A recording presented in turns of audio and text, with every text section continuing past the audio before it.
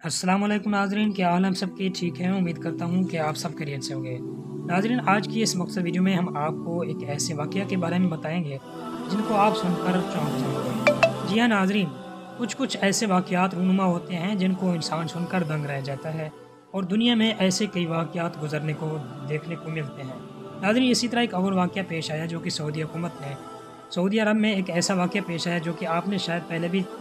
اس سے اچھی ویڈیو دیکھی ہوں، لیکن آج کی اس مختصر ویڈیو میں ہم آپ کو بتاتے چلیں کہ ایک ایسا واقعہ۔ تو سب سے پہلے بات آپ کو یہ بتائی جائے کہ شرعاً جو سزا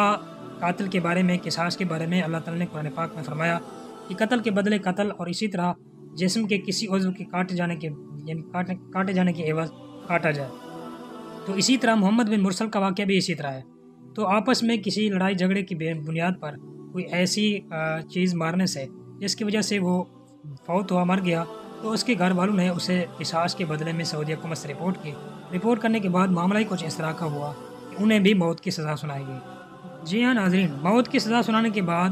اہل و عیال نے ان کے اہل و عیال جن کے یعنی کہ پہلے قتل کیا گیا تھا، جا کر ان کے سامنے اپنی پگڑیاں اتاریں اور اسی طرح بہت ساری منت و سماجت کی کہ انہیں معاف کر دیا جائے، لیکن گھر والوں نے نہ مانا، جس کی وجہ سے کیونکہ شرعاً بھی یہی حکم ہے، یا تو قتل کے عوض دیت چٹی دی جائے یا پھر اس کے سیم ٹو سیم قتل کیا جائے، تو انہوں نے نا معافی دی، جبکہ اس کی والدہ بھی ان کے ساتھ ملی اور بڑے حاجی ان کے